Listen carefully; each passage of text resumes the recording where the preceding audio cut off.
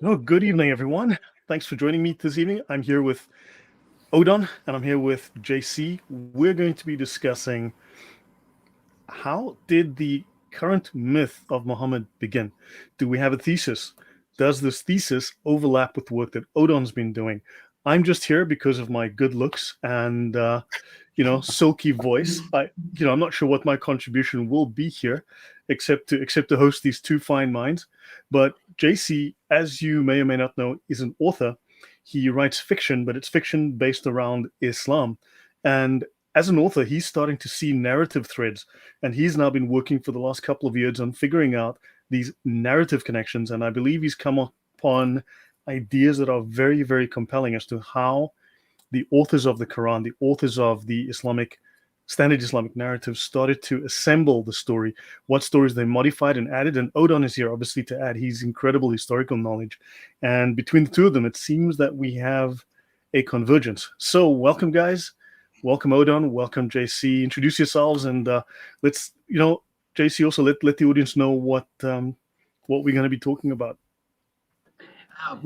Thank you, Lloyd, and thank you, Odon. It's great to actually be here. We're going to talk about something, I think, very, very cool, because we're going to try to look at the history of how Muhammad was created, but from the myth point of view, as opposed to really the historical angle. The majority of the stories that we have about Muhammad, they actually come from Muslims, and very often those stories are the same story, but then divided in, say, two parts.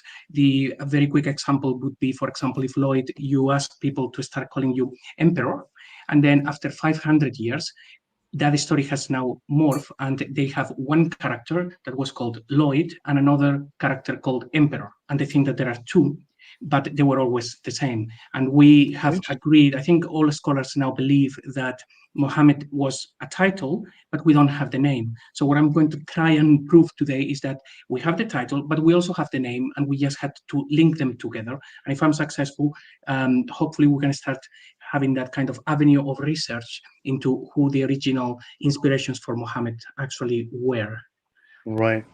Before Odon introduces himself and adds his thoughts, I'd like to mention that JC was also just as intimidated by Odon as I was, and was also very nervous that Odon was going to drop him from a dizzy height and leave his ideas and his tender, what would you call it? Just leave him a blubbering mess, feeling that Odin had just dropped a megaton bomb on him from a dizzy height. But apparently Odin has gone like, that's a really good idea there. Well, let's so guys, I want to let you know Odin has been friendly and there's no need to worry. For those of you at home who are concerned, no need. So, thanks, Odin. Welcome. Come on, Lloyd. You know me. I think your audience is starting to know me a bit also. It's something like the 10th or 11th or maybe 12th time I am on your channel. So they know I'm all about friendliness and charity. And You're right. No, it's just that your thesis is so informed. It's so deeply detailed that the fact that you've written a book and that you know the subject so well by heart and you associate with all of these top scholars. I mean, something that I don't have access to. So obviously, therefore, I coming at this as an amateur. I know you also said that you're an amateur, but the fact that I come at this as an amateur, it's obviously there's always a little concern. So. Yeah, I'm a sort of amateur too, but the thing I got very lucky with is to meet Dr. Edouard Marie-Galès, who is the real knowledgeable one, the one who did the research 20 years ago. And what I did is built on his expertise and his knowledge by sort of benchmarking the new discoveries, the new researches from Western, not only Western, but from academic scholarship. And also have a sort of unusual background in this field. So I am not a novelist or an author like JC. What I did was strategy consulting business. And so I have the mind of a strategy consultant who tries to understand the big picture. And this is what really lacks. There is really a lack of understanding of the big picture in the scholarship milieu. So think of that as an overall thesis, putting together a overall thesis, and then you can then fit your narrative into it. Scholars don't want to engage in such a thing. Right. I came across a thread on X from Paul Ellis. Paul Ellis is the one who published a very dense article on the Jerusalem thesis. Very interesting article. I met him in London, and last summer he attended an ICSA, so International Quran Seminar Association or something like this, conference. So there were top-notch scholars from all around the world sharing their discoveries about the Quran. And he was very pleased with all this. There were tens of conferences and lessons and lectures and so on. But what really amazed him is that not one of those scholars tried to understand what his research was about.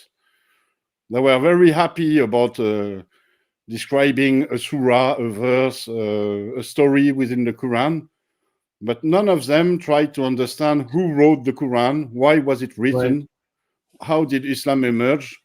It seemed it was not a thing of interest for them. Well, as I've said, they have the dots, they refuse to connect them. And I think JC is going to be connecting the dots today. He's going to help us from a narrative perspective, from an author's perspective, how these authors of the narrative created that. So JC, over to you.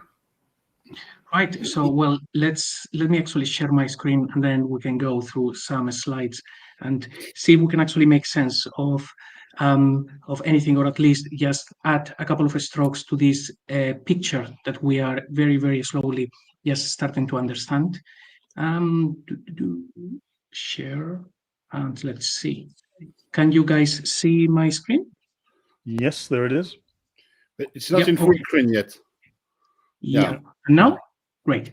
So let's see. If I'm successful, we will hopefully walk away thinking, okay, yeah, so Mohammed actually could have been that guy, and maybe we look into him and find more about his story. But first, we actually are going to have a look at this map. So when we look at this map, to understand a little bit how the narrative actually changed, we were told that everything started right there in Yathrib, and then within 40 years, these people, who the story says they were caravan traders and stuff, they had conquered all of that. Now, that is not a map that is not the level of conquest that you get from caravan traders. This is the sort of things that people like Alexander the Great did, who had his father was a military leader, or Genghis Khan, Hannibal Barca, people who were professionals. This is not something that happens because some caravan traders, who they are pretty much in their 40s, they all have a middle-age crisis and they say, hey, let's actually build an empire and conquer Jerusalem. Right. It doesn't happen. What we're and looking then also at... the traders were based in Yemen, not in Central Arabia. No, the traders were also based in Yemen, not in Central Arabia. The location is wrong. Yeah, Mecca, it wasn't even there at all anyway. So, but these people, like the tribes, and I don't actually want to say some names because they will appear later, but Mohammed was supposed to be a trader that was going all the way to Jerusalem, up and down. It doesn't happen. That level of conquest, we are dealing with very highly trained, high-rank, elite military. And actually in Odon's book, which I'm actually halfway through, is phenomenal. I was very happy to see that Odon was writing a lot about the conflicts with the tribes and the fights. Because when we talk about Islam, we normally think, okay, Yathrib, Islam, revelations, and everything expanded. And it's like, no. These are people just conquering territory. So we have to start thinking about these people, knowing what they were doing, and there was a reason, and we will get to that.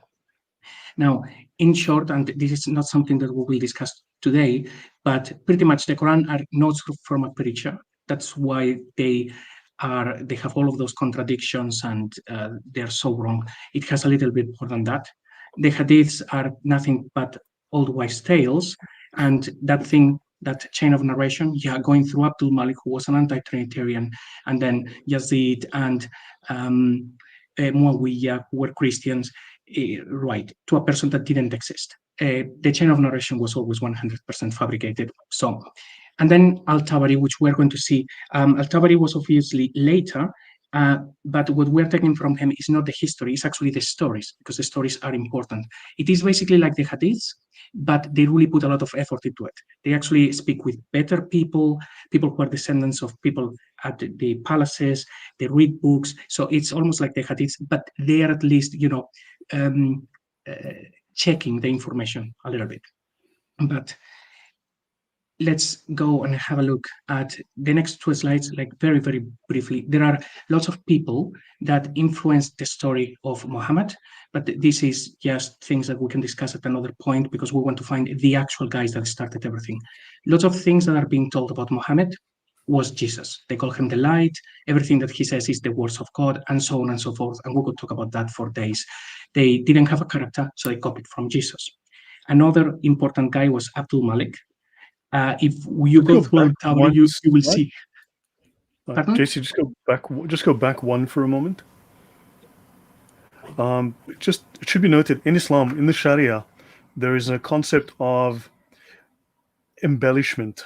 We would call it exaggeration, but it's part of the prose structure, of the narrative structure of Islam, where you have a style of embellishment of a story that is permitted. So effectively, adding details to a story that are not necessarily true, that make it better, with the idea that what is beautiful is true. So if the story is more beautiful, it is more true. And Jesus enters on a donkey, Muhammad enters on a flying donkey. So there's this element of exaggeration we should also be aware of, that is part of the story. And does that add to the thesis that you're speaking of? Yes, they don't have a character, and we will see, hopefully we will see exactly why. So for that reason, they hear all of these different stories and they make sense of them. And normally when you are actually copying from stories that you've heard, you will tend to make them bigger. Because, for example, one thing that we will see is, why is the story about Muhammad dying of poison? Is because the original guy died in a different manner, and people wouldn't remember that. They wouldn't actually care. But that's probably as well for a different conversation. If the stories are bigger, then people will remember them, and those are the stories that people will tell more, rather Yeah, I just want to show everyone the other things. I mean, when you're going through the hadiths and you see that people kept talking about the sexual actions of the prophet, it's like, why did you not have gossip in those days? Why were you actually telling the things that the prophet did? Because they were interested in this kind of like gossip. So the stories always change, and whatever they like, it's maintained. Right. Otherwise, you exaggerate them or they just disappear. Yeah, I'm just showing the audience on the screen at the moment what is called the ilm al-badi. Islam always talks about its sciences, its ilm, right? Islam is the religion of science. So you've got the science of hadith, you've got the science of the isnads. Here you've got the science, the ilm al-badi, which is the rhetorical science, the science of rhetoric.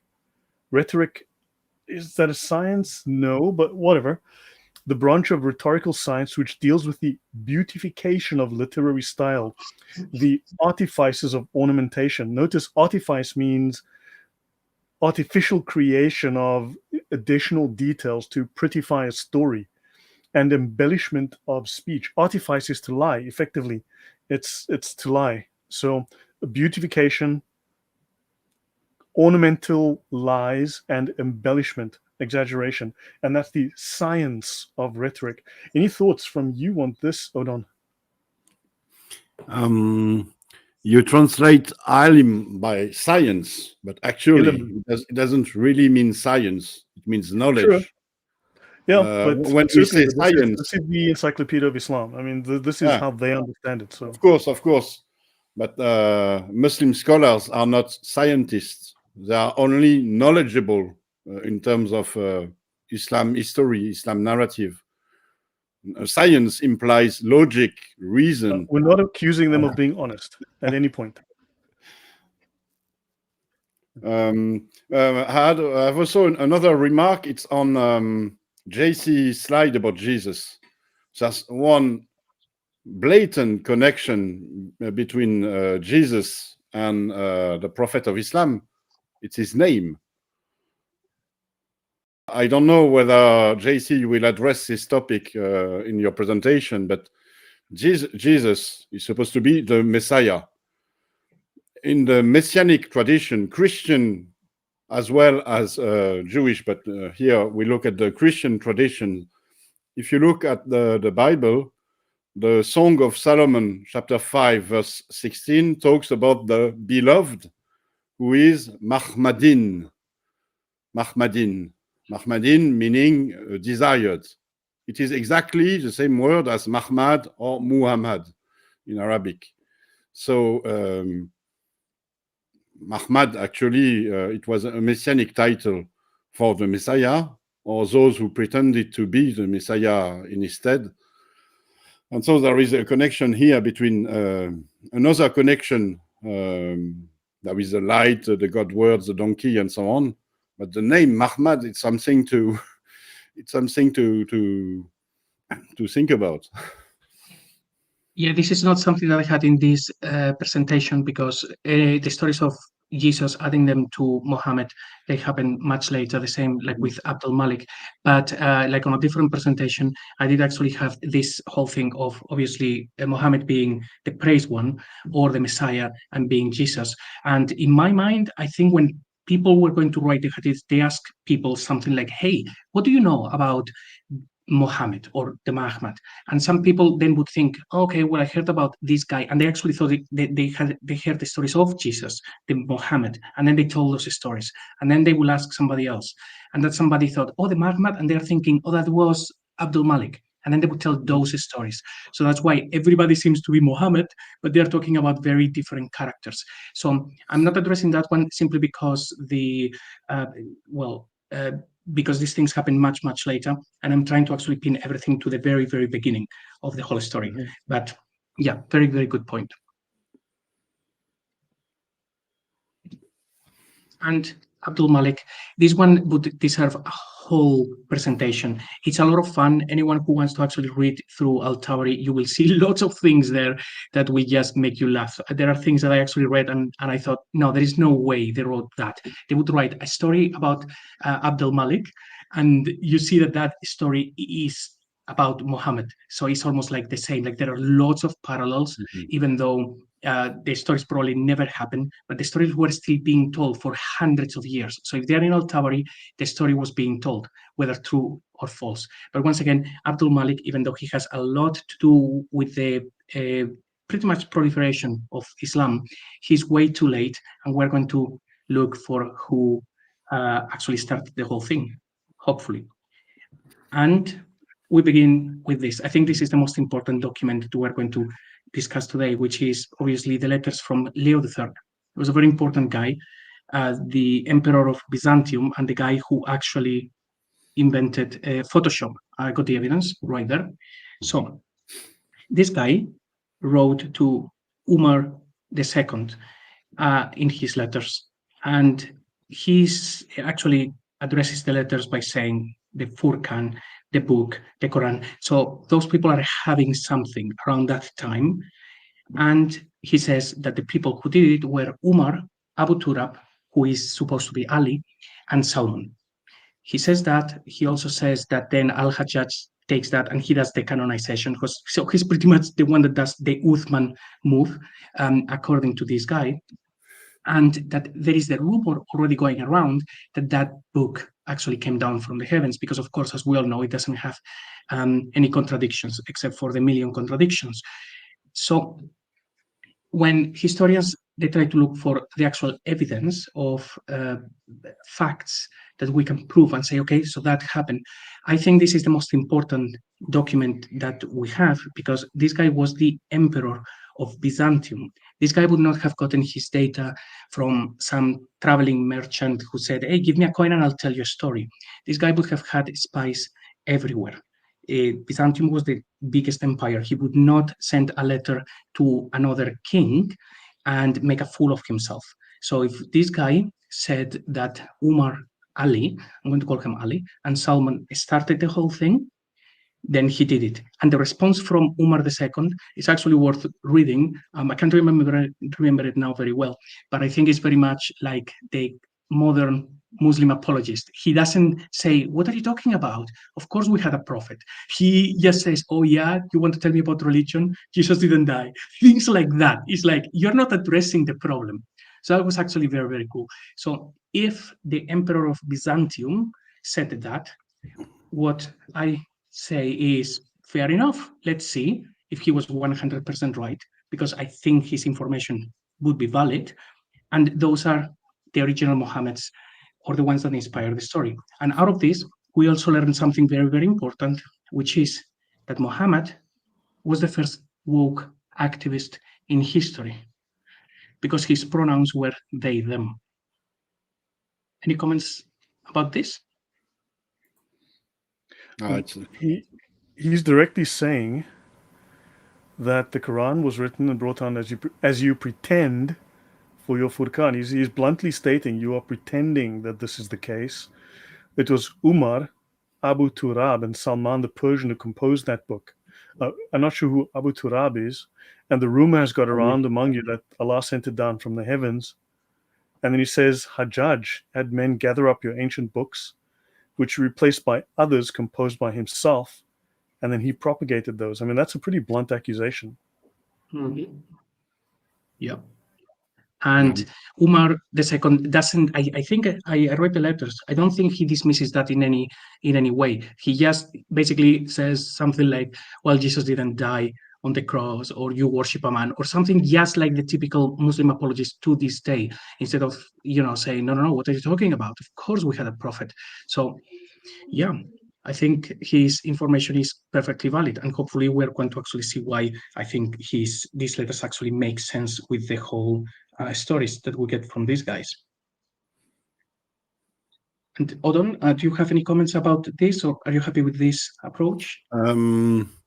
For the audience, they can read an article from Robert Oiland, who studies this letter. It's on his academia page, named Correspondence between Leo III and Umar II. So Umar was Umar ibn al-Aziz. And also there is Stephen Shoemaker's book, Creating the Quran, which is also available for free, as a free PDF version on his academia page, where he argues that Al-Hajjaj is the one who created the Quran based on evidence such as this letter. Certainly, his bloody fingerprints are all over it. And at one point, I actually thought it was all about Abdul Malik and him. Certainly, they do have a lot of influence, but the myth had already started. But yes, I think he ends up the one probably commissioning the guy that has gone down in history as Ibn Thabit, actually compiling it and sending it out. But that's probably conversation for another time. Now, with Leo III as well, I think the reason why the John of Damascus, which we're going to talk about him in a sec, he didn't know anything about Islam when he was there at the end of the 7th century, is because he was in Syria, and those regions, well, the Levant and Egypt, they didn't really speak Arabic. If the book was never really even translated out of Arabic, even the stories would have been told in Arabic mostly. So it would never really have made an organic move into those regions, because people just didn't speak the language. It's only after Abdul Malik, he does the Arabization, that Islam can really spread freely. People shouldn't learn Arabic, maybe safer that way. So Islam spreads first, I think, in Arabia and Persia, but it's not actually Islam yet. Abdul Malik, I wrote here that he converts in the 690s. He probably didn't convert. He was basically brought up already as following this heresy, but then he takes things to a whole different level when he does he implements the Arabization of the kingdom. There is no concept of Khalifa, even at that point, during Abdul Malik. That happens much later. up to that point, I actually don't know if he was called a king or something else. And before his time, there is no Islam, but there are stories floating around, which then will become Islam later. So, JC, please. What do you mean exactly with this phrase? There's no concept of Khalifa. That the concept of like successor would have been when during the Abbasids, when they already have the Quran, people are already reading that thing, and it really becomes a religion. That when Abdul Malik was around, the concept of Khalifa or successor on earth wouldn't really be a thing because there is no religion really. So his title would have been probably an emperor or something of the sort. But do you know that Abdul Malik is the first Arab leader to have borne the title Khalif, but not as successor of Muhammad, but as God's deputy on earth. That would make sense, particularly because of the Mahmad thing that we will discuss, that he would say, okay, yeah, I'm the Messiah. So, or rather moving that to Khalifa. So no, I didn't know. I actually thought that nobody used that title until, a few generations later, but that's good info. The Khalifa title as successor of Muhammad is an Abbasid invention. Before the Abbasids, the successor of Abdul Malik bore the title Khalifa, but not as successors of Muhammad, but as God's deputy, or maybe successors of Abdul Malik, but not of Muhammad as the prophet of Islam. There is a book from Patricia Crone on this topic, God's Caliph, with Martin Hinz. Very interesting because she put forth that there was absolutely no mention of Khalifa before the Abbasid as referring to a succession of Muhammad as the prophet of Islam. They were the Abbasid who invented it, the idea that they were the successor of a prophet. That actually would make like a lot of sense because the Abbasids taking pride of basically being the successors of Al-Abbas and really direct, almost blood successors of the Prophet. So yeah, that's great info. But it also means that Abdul Malik, he had a very, very big head that could be seen from the moon, calling himself like the, the chosen one almost by God. So what a guy. And the Mahmad. So I'm not really sure I understand this fully. I think the way that I see it is there were Jewish people who would say, hey, I'm the Mahmad, I'm going to build a third temple. And then within 5 minutes, they get killed. And then somebody says, no, I'm the Mahmad. Trust me, he will lie to you. And then they try to build a third temple and then they get killed. But Mahmad means, well, the Messiah and the guy that builds the third temple, that it is very much attached to that, like the way that I see it. Now, this guy, I think, knows a lot about it. I've seen lots of his videos when he talks about the Mahmads, the Excelers and stuff. So probably a very good place where to begin if people are doing this research. And the way that I see it is like very simply, if you build the third temple, then you are the Mahmad. If Benjamin Netanyahu builds now the third temple, it's like, congratulations, he's the Mahmad. And it would be almost like the Messiah, but the one that actually just builds the temple. It's very action-based. If Lloyd, you fly to Jerusalem on a flying donkey because there is a precedence, and by night you just build a temple very quickly, congratulations, you are the Mahmad. So I think it's something like that direct. Would you guys agree with that very brief explanation of what the title Mahmad would signify to these people? So the praised one gets things done because the Jews had a concept of the Messiah that was a warrior who would fight and deliver them freedom from the Romans. So this is someone who's going to restore the religion, restore the temple.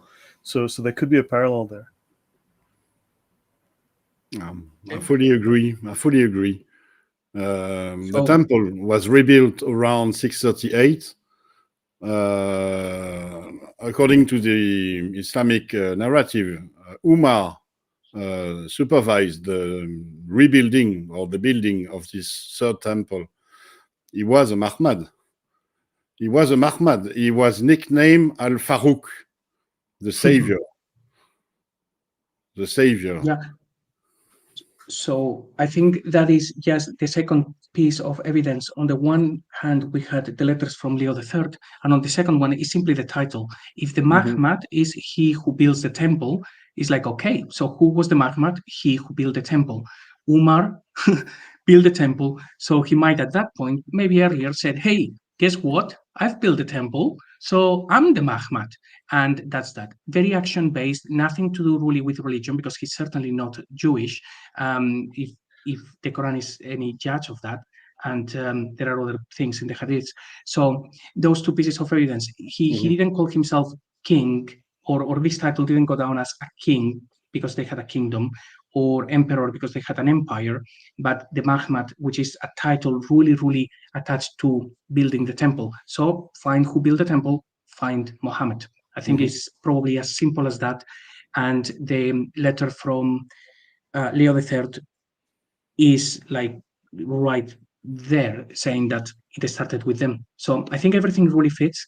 And we're going to really try and find now Umar and Salman, because I don't care about Ali. We're going to find those guys everywhere in the Quran, the verses that come from them. We're going to find them in other stories to try to say, yeah, it was these guys. And on the one hand, anything to do with violence came from the actions and the words of Umar, and anything more passive or religious would be Salman. So hopefully we can evidence that. And for that, very briefly, let me just talk very briefly about John of Damascus. So his heresy of the Ishmaelites. So he's there and in Damascus, and he actually moves from Damascus in the year 705. So maybe he was the one that killed Abdul Malik. No, probably not. But he was there, he talked with people. He didn't have an idea about Muslims or Islam. He doesn't mention that. Also, in his works, he mentions basically the story of Bahira, which is fine. So, some stories are already being told. But something that caught my attention is that he says from that time, when people were licking stones, until the present, a prophet has appeared. He doesn't say at this point 40 years ago, or he doesn't say that. It's almost like someone has appeared that you would think that they would know exactly who that person is. It's almost like they are getting confused between the Mahmad and the people in history. Then he says that this person got in good grace. Is like that actually sounds like Salman. The book becomes an object of veneration. Yep. And it has many ridiculous books. I think it's talking about the Quran. And of course, John of Damascus mentions the chapters women, cow, table, and camel. And because camel is not there, Muslims often say, well, you see, he's not trustworthy. But hey, there were some verses of stoning and breastfeeding an adult that were eaten by a goat or a sheep. And there were other surahs missing. So the camel was a whole story that was removed, even though you still have a couple of places in the Quran that mentions the camel of God. So the fact that he's making so many mistakes in his account is telling us that that is what was happening at the time. People didn't know much about it. In fact, he says things like this. He discusses about Mary being the sister of Aaron, that is in the Quran, and that God took Jesus to himself. That's in the Quran, but this one is not in the Quran. When he says that God asked Jesus, did you say to them, you are the Son of God and God? But that's not what the Quran says. The Quran says, did you say you and your mother as deities? So either he was just talking with people and they didn't really know this thing very well, or that was actually changed. He would certainly have said something about it if that was brought to his attention. Other things, he makes fun of the stories that he heard. The revelation coming to this Muhammad in his sleep, when he was asleep. So he's making fun of that. He's making fun about the stone, which people are telling him different stories. It's like they are not really sure what this stone they need to lick is about. It's very weird. People don't know about it. But also, further interesting that he doesn't call it black stone. Maybe we call it the black stone. Maybe back in those days, they were more politically correct. And they just didn't want to call it black stone. But it's also possible that they had a different stone altogether, just as a side note, because it was, according to him, carved as the head of Aphrodite. So, and then this one, which is important, the story of Zayd, which he says was a friend as opposed to an adopted son.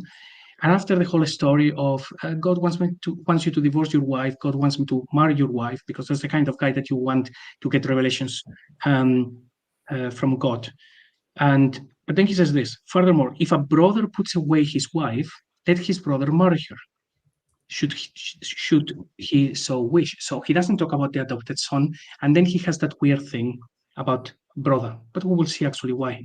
Now, the important things about John of Damascus not only is the problems, the things that he gets wrong, which I think tells us exactly what was happening at the time, is that he doesn't talk about Mary being part of the Trinity. This guy would have talked about it. He would have talked, what do you mean that Abraham was going to kill Ishmael? It was Isaac. He doesn't talk about that. He doesn't call the black stone. He doesn't say they're calling Yahweh Allah for some reason. He doesn't talk about their oral tradition. He doesn't talk about the cave of Hira or Jibril. He says that the revelations came in his sleep. He doesn't mention the Quran, but it doesn't really matter. He would have just said the book, and nobody cares. And also, iconoclasm. John of Damascus was famous because of his writings about iconoclasm, which of course they were all sorted after his death. But he felt very, very, very strongly on that matter. So when Abdul Malik prohibited images, I would have thought that this guy would have had something to say about it if it was things to do with Islam, and probably he would have discussed things about Abdul Malik's beliefs. However, most importantly, why wouldn't John of Damascus talk about Muhammad being a warrior king? If he was a prophet, this guy would have made a meal out of that. He doesn't talk about the caravan robins, the executions. He doesn't mention stories outside of the Quran. It's almost like those actually happened, they were built into the story of Muhammad later. He doesn't talk about the hadiths. He doesn't talk about the many wives of the prophet, about the mirage. These are the things he would have said. The Rida wars, the succession wars, he doesn't say, well, Abdul Malik is here ruling because he is, he's entitled to rule because of Muhammad. Those things are not discussed. He doesn't talk about the jizya. He's in Damascus and he has his head attached to his body, which means there is no Islam. He doesn't talk about the caliphate in the way that we know it, going all the way from, Muhammad to Rashidun and then the Umayyads. He doesn't talk about the Jew hatred. But most importantly, he doesn't talk about the death of Muhammad. And this one is something that got me scratching my head, because he's an apologist. He would make a meal out of the death of the prophet. If he had died in battle, this guy would have talked about it. If he had died of poison, the same. If he was still alive, he would have talked about it. If he asked the guys, hey, so you had a prophet? So is he alive? Can I speak with him? No, he's dead. How did he die? This is the one thing that every single follower of this cult, they would have known. And if he didn't speak about it in any possible way, I think the only explanation is that those guys he was speaking with thought that their Muhammad had died of old age. So it would be the only reason that this guy wouldn't actually discuss it. Otherwise, why wouldn't he? He would be still talking about it and making fun of it. So, any thoughts on that? Yeah, I have read John of Damascus writings, and the character of Muhammad is not defined at all, and this is something he sort of insists on. He explained how ridiculous Ishmaelites are because they cannot justify their belief, and he talks about their shame. They are ashamed of not being able to justify what they believe in. This is very, very. It shows us that Islam did not exist. It was not fully formed yet. and so the character of the prophet was not was only at its beginning.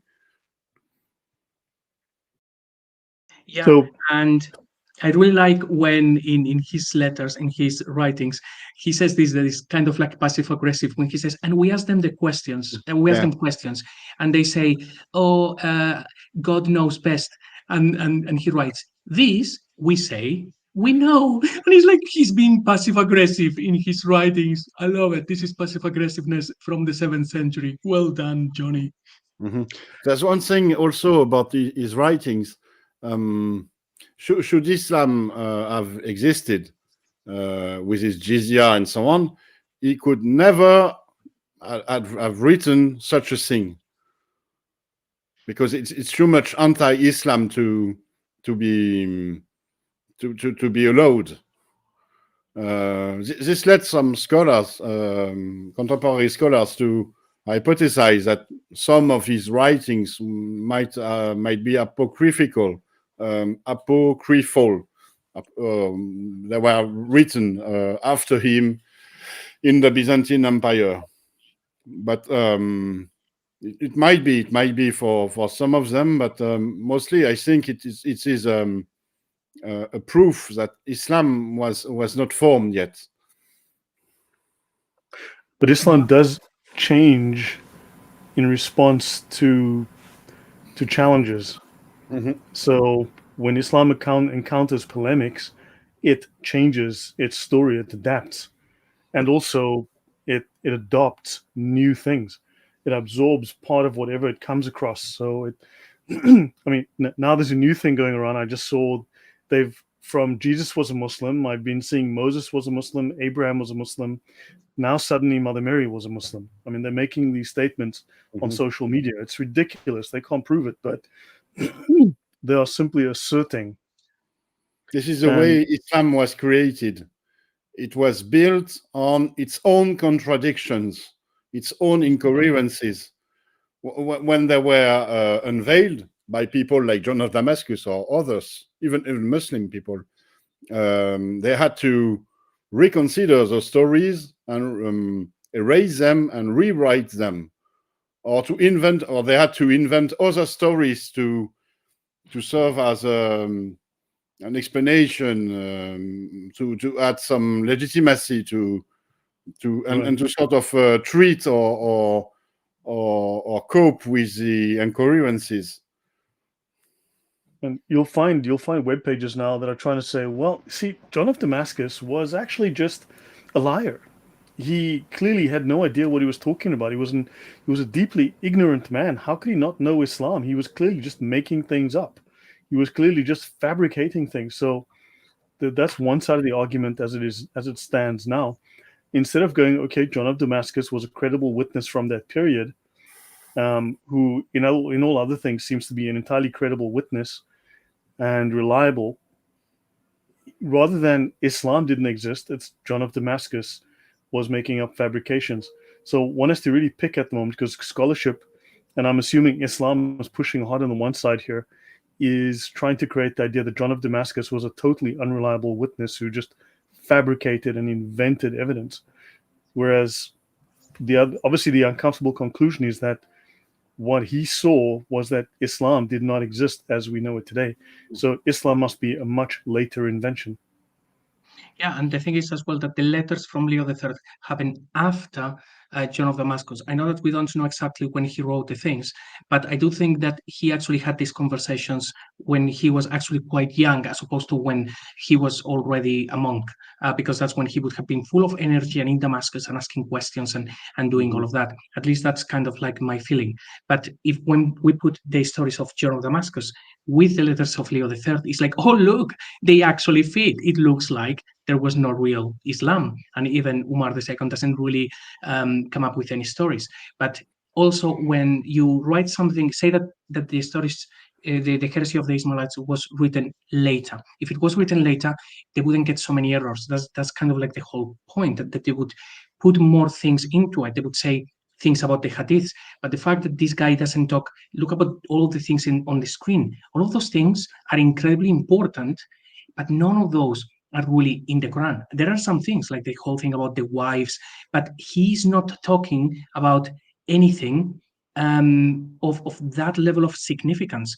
If this was written later, the guys writing it, they would have made fun of the death of the prophet. They would have talked about the very naughty things that he did, but not this guy. So yeah, the story was just written later. And when we look at the correspondence from Leo III, which is kind of like what we're trying to do, is like, well, did he make sense? And he does. So far, we're saying that yes, Islam was really starting to just appear as a heresy around the late 7th century, and things really got out of hand within 100 years of that. But that's much Also, later on. So an odd parallel. You had the 4 Gospels: Matthew, Mark, Luke, and John. These people, whoever they were, who were coming up with a new religion, also had 4 books. I mean, what did you have? You had the chair, the cow, the table, and the women, or the camel, well, whatever it was. The cow, the table, the women, and the camel. They also had 4 books. So that's just an odd parallel. I mean, Muhammad had 12 companions. I know there's a very famous religious figure from the 1st century that also had 12 companions. Anyone help me out here? You know, it's just they have all these parallels that they seem to be stealing from things that already exist. So 4 books versus 4 books. I mean, the Kitab al-Sitta, 6 books. The Jews also in their Talmud had 6 major books, you know, plus additional ones. So just they seem to be just copying left and right. come on, they didn't actually steal anything. Oh, by the way, they invented algebra too. And the Volvo. Yeah, it's everything. It's wherever they go. It's like, yeah. That was us, definitely us. And it's like, no, but really, and we will see later as well. Like they didn't have a story, and they had to build a story. So they actually put a lot of their stuff, but they copied from absolutely every single legend. I mean, look even at the Quran. The story's in there. There is one that actually annoys me, and nobody talks about it, but it really annoys me. So I'll just say it very briefly. The one about Moses going to this guy who immediately kills a child. And I hate that. It's like Moses goes to this guy who says, can you please teach me how to read the signs? And he's like, okay, guys, let's get this straight. Moses, he was famously speaking with God face to face. If there is one guy in the whole Abrahamic faith who would not go to somebody else to ask, hey, can you teach me how to read the signs? Like what signs? The stars? You're talking with God like face to face. You have him on a speed dial, and then yet you have that story of Moses going with a psychopath to learn stuff. Is like, guys, come on. So that story really annoys me. Anyway, I thought I would just share. We've just discovered DXS assures us that Pythagoras was a Muslim. Yeah, So of course. there you go. That's just how that is.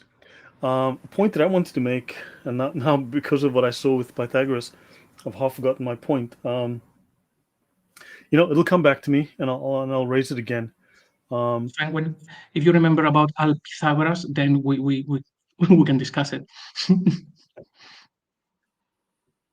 So, should we go with one of the big names and see what we find and where we find him? Mr. Salman al-Farisi. So, this guy, he appears in the Life of Mohammed. Anyone who hasn't actually read Just that, hold on a second. I just realized what my point was. Yeah. Apologies for the interruption. No. Go. When I did my talks on St. Paul, on the Muslim hatred of St. Paul, as well as their claims of tahrif, which is the corruption of the Bible, looking at the 2 different versions of scholarship, where the one is saying, no, the Bible was physically edited, the words were physically changed and rewritten. The other one is that the Bible has simply been misunderstood or misinterpreted. What seems evident to me is that the reaction to the Bible being rewritten seems to happen somewhere in the late 9th century, somewhere in the 9th century, approximately around the time that they invaded Spain. So they've already invaded Spain, they've conquered Spain, and at some point, it appears that one of the scholars bothers to take the time to actually pick up and read a Bible. They finally have access to a full Bible, they read it, and they go, oops, nothing in the Quran matches anything in this gospel. in this New Testament. Therefore, they start making accusations that the gospel was rewritten because it contradicts every story in the Quran. So that's what I took away from my research on the whole Tahrif story related to St. Paul. So they did not have a full Bible at the time, and so a lot of these things are very late. They add them later, and then they have to change the story. They have to come up with an excuse because they paint themselves into a corner. I think that might have been. I think I read that one a long time ago. I think it was Ibn Hassam, the one that actually reads that and, Yes. and says, no, they are corrupt, something like that. Yeah. There's another Hold on. thing about these tariff accusations. Actually, I think it also refers to the Quran itself and the Islamic reading of the Quran. In the Quran, there are accusations of tariff against the people of the book. They are supposed to have written the Holy Scriptures by themselves or to have distorted them. And so when the Quran was declared the divine word, they had to abide by the Quran. So they were constrained by their own interpretation of the Quran, and they had to invent these accusations. Actually, these accusations of falsification of tarif in the literal Quran, they don't refer to the Bible or to Christians. They refer to rabbinic Jews forging the Talmuds, or rabbinic Jews editing the prophecies about the coming of Jesus as the Messiah of Israel. But this actual history could not exist in the Islamic narrative. And so they had to invent and build upon their inventions. This is the way they fabricated the whole of the Islamic narrative. And so they invented stories upon stories upon stories, and they tried to take everything they could use to justify their own view, their own interpretation of the Quran. Mm-hmm. Yeah, I like what you said before, that Islam was kind of built of contradictions on top of contradictions, and it's like this. Is like they create something and then they create more things, and then there are more plot holes. So they create things to cover those plot holes, and then they have more plot holes, and and then you end up with the Islam that we know today, right? Think of what they say about Mary in the Quran, right? There's 5 statements about Mary that are not in the Gospels, and thanks to Mackay John Kenneth for adding this in my comment section.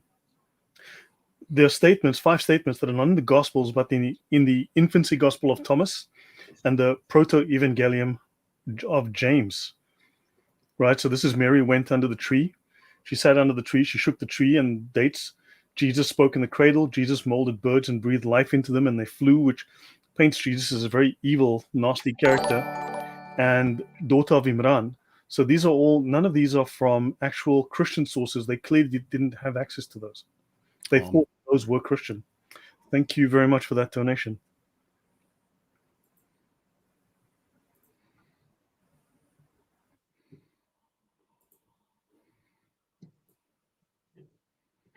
Should I continue with the presentation? Thanks. Yep. Right. So Salman, let's look at one of the big ones. So he appears in the Life of Muhammad, which of course was compiled by just taking lots of things. It's about 2, maybe 3 pages. So anybody who has not, who's interested in this and wants to actually pin things on Salman, go and read it. It's really a 10-minute read, and that's pretty much just what it says. In short, this is what happens. So this guy is in Isfahan in Iran, and then he goes to Syria, meets a monk who is horrible. That monk dies. Then another one takes over who is very good, and he dies. And then he's moving to another monk who dies, and then he goes to another monk who says, "Hey, go to Arabia, go find him. Go to Arabia and go find the prophet because he's about to appear." And then the guy dies. So this guy is very much linked to the whole idea of Muhammad being a prophet, pretty much because he gave him food and the prophet didn't eat. I'm making a very long story short, but it's right there in the Life of Muhammad. The story of Muhammad or the story of a prophet is linked to this guy. The stories were not written for 300 years. That's how I think they started to separate one and the other. And by the way, that message there is kind of like weird. So for hundreds of years, they remembered this guy saying that his daddy loved him more than the whole world. Like, Salman, nobody cares that you didn't have daddy issues. That should be the norm. But that is actually written hundreds of years later. We will see if we can find that same thing somewhere else, because the same story then goes to two different individuals, and that actually happens quite a bit. There is this weird story as well, where Salman says to the prophet who never existed that there is in this place where sick people go once a year, and then someone prays for them, and then they get healed. And then the prophet who never existed said to Salman, "Oh, then you met Jesus, the son of Mary." And he's like, "Well, guys, we were just talking about plot holes. If Jesus, the son of Mary, the Messiah, is coming down to earth once a year to heal the sick, just go and ask him for the revelations. Why do you go to Momo?" It's like, it's just silly. But that is in the life of Mohammed. So, Right. how? And this is Just a a brief little bit our question. story. Yep. So there's a question from, I think it's Rane Shustic. I hope I pronounced that. It said, how many layers in the creation of Islam? I mean, that's a really difficult question to understand the question, never mind the answer. I mean, there's going to be a religious layer. There's going to be a legislative layer. There will be a narrative layer. There's going to be also, there's the divisions that Islam has broken into. There's going to be a level of understanding for the layman, for the imam, for the higher level of imam, and for the Sufis. So it's a fairly, at least 4 layers, 4 levels, but of understanding. But then there's also it's a soup. It's hard to. How would you answer this briefly? Hold on. It's very. I couldn't answer such a question because there are hundreds of stories that were built upon stories and stories and stories. If you take John of Damascus' testimony, during his time, there was a vague belief that there was someone who founded or created the Ishmaelite movement. So let's call him Mahmad. But he did not receive the revelation by an angel. He received it during his sleep. So we are here at a sort of early stage of building Islam. So there is this layer, for example. He received the revelation during his sleep. Thereafter came another layer. The angel Gabriel gave him the revelation. So it's another layer. And there was another layer thereafter. He went to the heavens and God presented him the celestial Quran, the mother of scripture. So another layer of revelation. And then so on and so on. And we have to figure out what was backdated from the future to the past to try and give it legitimacy. And then you have different periods of editing and different geographies. It's a really tough question, but clearly there was a lot of work that went into this over centuries. Would you agree? Centuries of work, fabrications, inventions, forgeries, editings. So one cannot answer the question of the number of layers. Yeah, and the Islam definitely continues to evolve. The Sirah evolve all the time. The understanding of Islam adjusts to fit the culture, although the Sharia doesn't change. But JC, your thoughts on this? I mean, you're an author, so from a narrative point of view, there must be multiple layers. Yeah, well, we could actually talk about it for days, probably, just because it does look almost like they are very almost reactive. There is a problem, and then they come up with something else, and then they do something else, and then no, pray more, and now tell yourself, don't have any doubts, that's haram, and then do this, and then they are changing things. And the game of Islam is almost like try to just keep people moving forward, because if at any point anyone stops and looks at the mess, they're going to realize that we are lying to them. So we have to keep lying to them, putting more things so that they never get to the end of the lies, and everything just continues. And things like the stories the Mirage not only was not invented at that point, it was not invented. That happened. I have no idea when the concept of the Mirage happened, but we discussed that one, Lloyd, on the Yeah, but previous it's time that pre-existent in Zoroastrianism, and they could have borrowed it and just modified it. yeah, but the Quran, that verse, I think is Surah 17, verse 1, about the night journey, that is actually talking about Moses. And I got that from the Christian Right. prince, and it is spot on. But also, that surah used to be called Bani Israel. So if you read that, and you know that the title is Bani Israel, you get to the very first verse, you know that that is talking basically about the Well, Exodus. the He's talking first about references to the Burak in the Islamic sources are to Abraham, not to Muhammad. And in fact, the Burak comes up in reference to a poem, right? This poem apparently written like 150 years after Muhammad dies, and it's a poem about how Abraham travels, and the Muslims borrowed that to, because they were being asked, how in the heck does Muhammad or does Abraham travel between Beersheba, where he lives, or Bethel, and Mecca? How the heck does he get there in a day and back? And so they took this idea of a poem, and then they suddenly created the Burak. So, wow, thank you, Frane Sustic, for $5. Let's see what they say. I'm talking about layers as in editors. Would it be something like Muhammad plus early editors, Umayyad layer, Abbasid editors, Ottomans? Okay, from that perspective, yeah, we can be more specific. So analysis done on the Quran tells us you've got at least 200 years, I'd say 200 years of editing that went into it, and anything from a couple of dozen major authors. So you're looking at anything up to 100, but at minimum, you're looking at a couple of dozen, say 30, as one analysis did.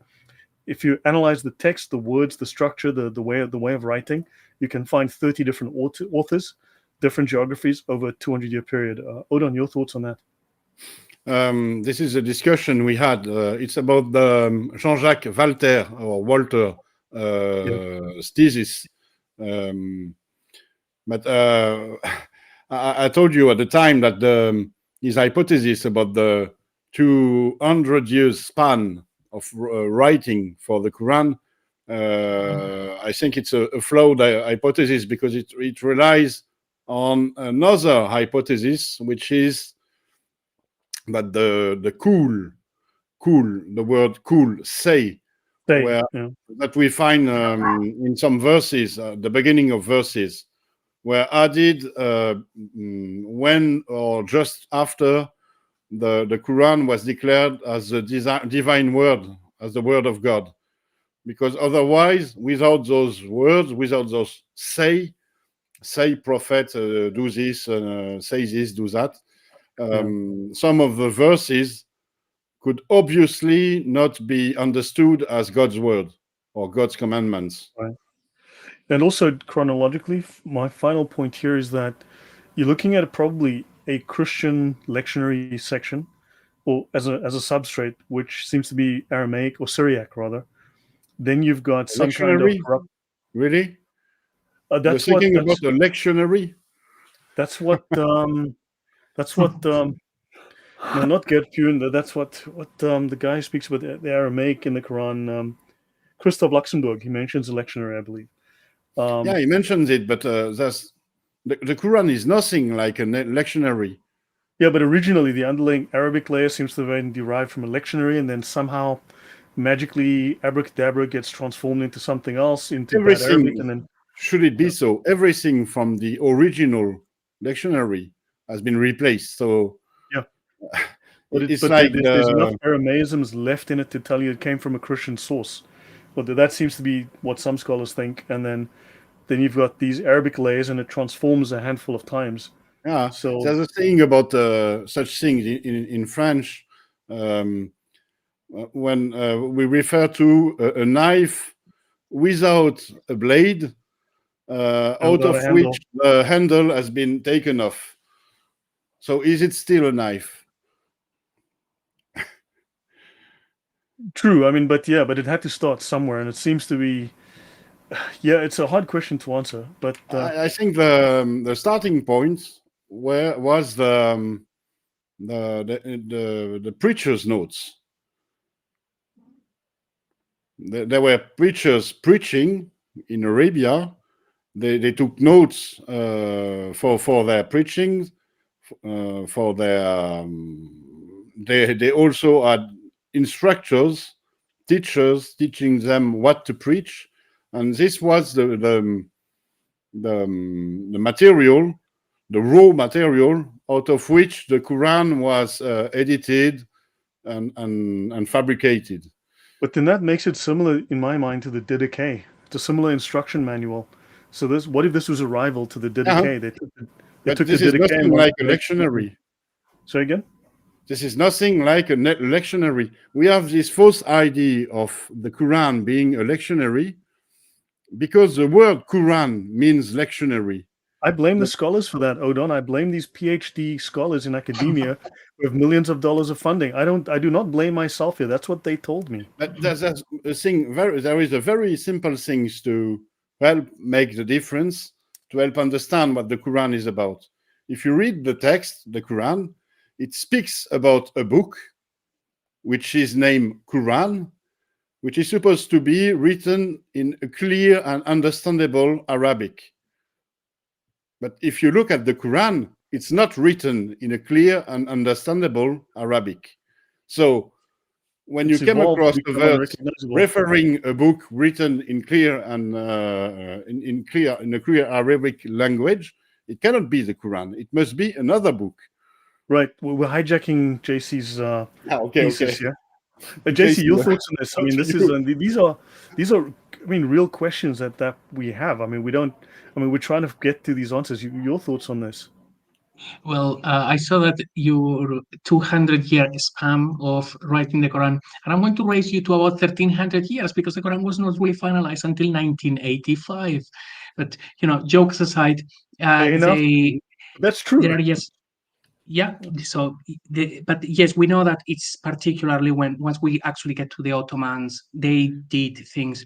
But when we look at the Quran, it makes no sense. It has no order. It has different grammar, different everything. So it does look almost like somebody just going around and taking pieces of things that people had been writing. Also, a lot of it was edited by people who did not speak first language native Arabic. A lot of those people who spoke very bad Arabic. If you have the Quran from Saint Murad and you read it, it makes no sense half the time. I don't know. I have no idea what's going on. So when you read it, and the English is supposed to be an accurate representation of the Arabic, which tells you the Arabic is just incomprehensible, which means he says it is grammatically broken.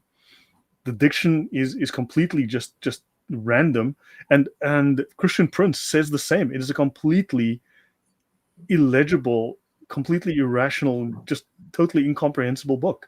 He says it makes no sense. So I mean, but in that sense, we now can understand if the English is accurate to the Arabic, that it makes no sense at all. It's just, and that's why it had to have a narrative placed on top of it to try and make sense of the garbage that it is. Well, I think it's probably on the next slide. I have one extract to do with Salman, and then a little bit later on, I have something about Umar. So maybe when we see those and how they are actually written, maybe we can actually say, okay, fine, so these things would be written here or there or in this manner, and for what reason. And actually I have as well one extract, a little piece from the book from Saint Murad. So because it's very important, and maybe that gives us a little bit more of context. But I think that's actually on the next slide. So if we can actually have a look at that one and then we discuss it, that'd be great. So very briefly about the storytelling, because we said that this guy was very much connected to the whole thing of prophethood. So we have the same story. I wrote down first person. I wrote down first person and third person is, well, two different individuals. On the one hand, Mohammed goes to Syria, he meets a monk, and he says, "You're a prophet." On the third person is Salman goes to Syria, he meets a monk, and he says, "You're going to find a prophet." You can see that whatever story was actually being told to begin with, it evolved into two different people. They're both linked to Syria, both linked to a Christian monk.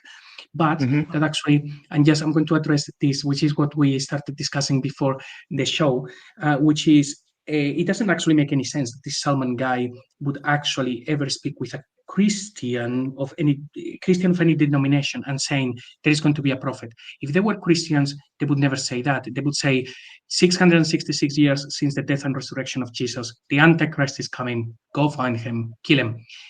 Because no one would say, no Christian of any kind would say somebody else is coming. However, if he was talking with a Jew, they would have said, look, we had a Mahmad and he didn't build the temple. And then we had another Mahmad and he didn't build the temple. Any moment now, we're going to have a Mahmad and he's going to build the temple. So I think those stories would have come a little bit something to do with this guy, Jewish influence, the title of Mahmad, being expelled from Jerusalem, going back, conquering Jerusalem, which is in the end Umar, and all of that. That story of the Mahmad is obviously Jewish. So this guy getting the information about a prophet from a Christian is a big no-no. Maybe a Jew, definitely not a Christian. Would you guys agree with that?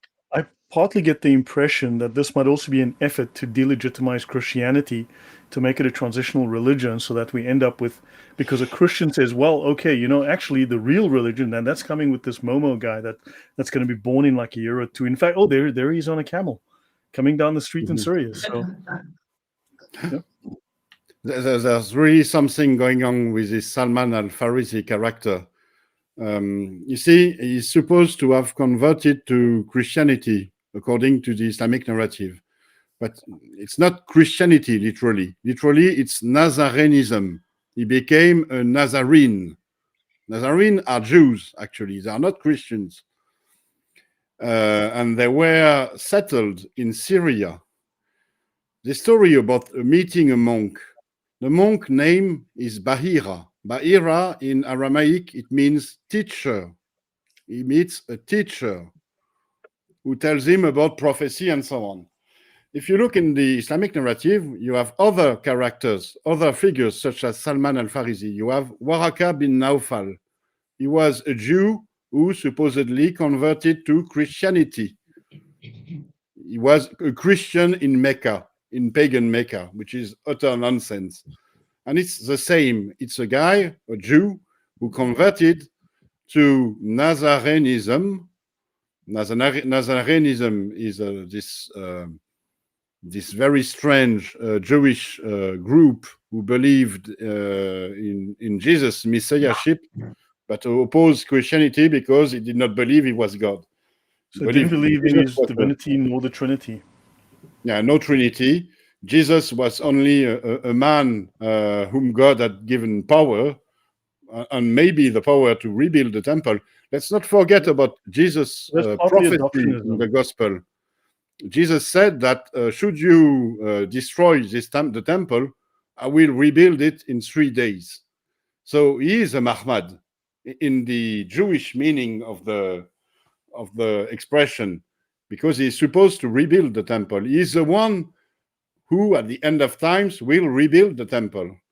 So he's another very strong candidate for those who are waiting for a Mahmad to rebuild the temple.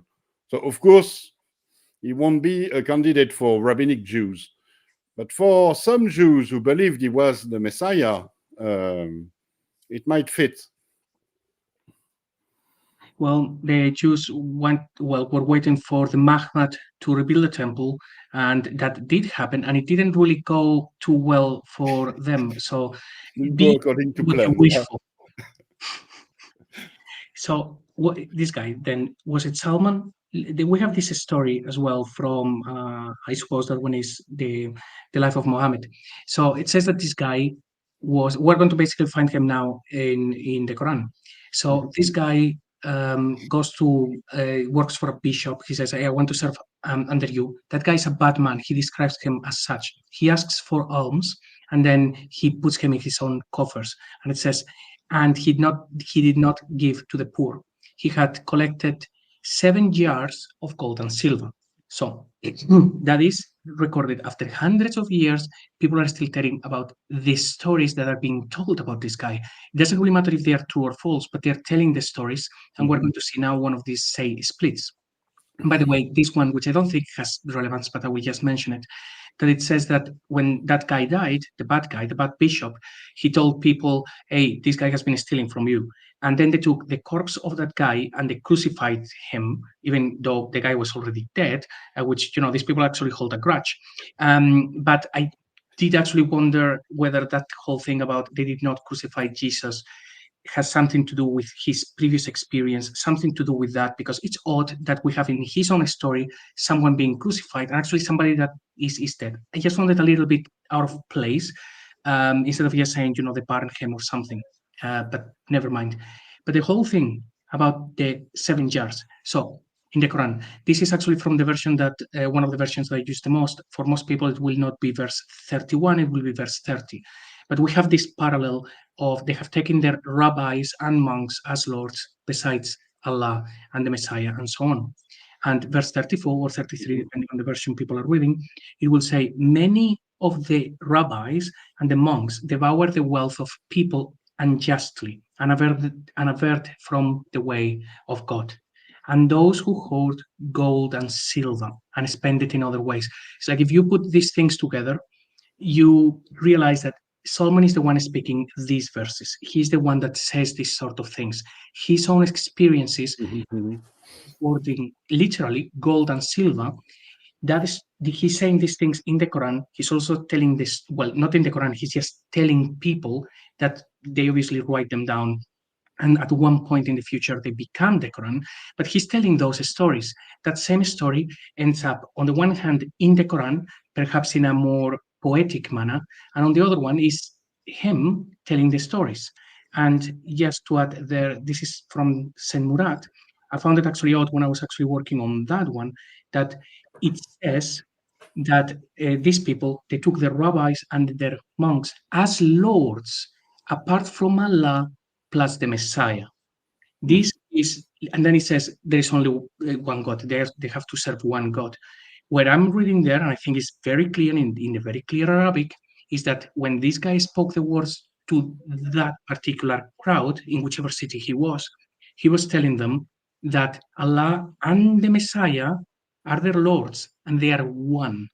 But the story actually changes. That's why in the Quran you have that Jesus received signs, but also he received a book, and also he didn't die, but also he did die. It's almost like he's telling different stories to different people in different places, and who will see that. But I think this is the verse that nails this guy. We have people were telling the stories of him having that experience, and that's directly right there in the Quran, and actually in the last surah to be revealed, which is fun. And by the way, Google Translate actually agrees. So, any thoughts about that? Just a comment from Villainous. Just a precision. In Surah 9, verse 30, it's about the Jews and about the Nazarenes. The Nazarenes are supposed to have taken the scholars and monks as lords beside God, plus the Messiah. So again, we come across the Nazarenes. Who are the Nazarenes? That's the question.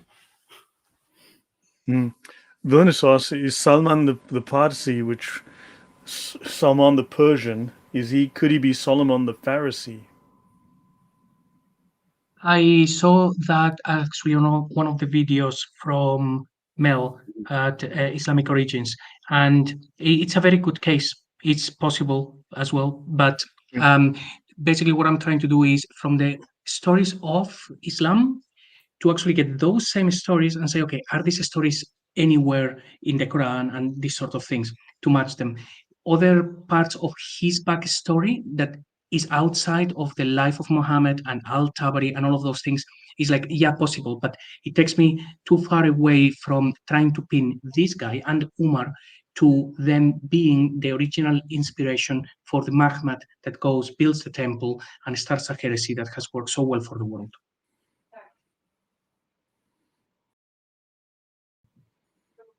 I'm going to skip this because just for anyone who wants to actually freeze this, there are many, many, many hadiths that are those kind of hadiths that talk about Muhammad being kind of like nice and being pious. So if anyone wants to see them now, if you read them thinking, could this be actually talking about Salman, and then they just change the name, you might actually get the answer, and the answer being, yeah, that actually makes sense. Because then we have one hadith like this one from actually narrated by Umar, which is interesting.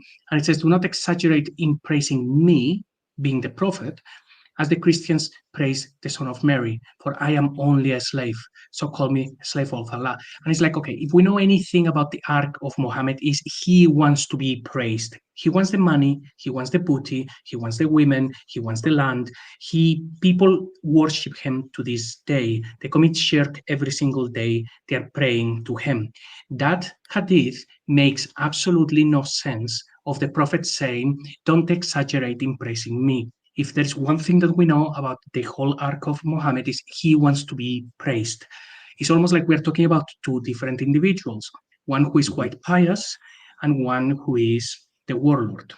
And I think we have both of them right on that hadith.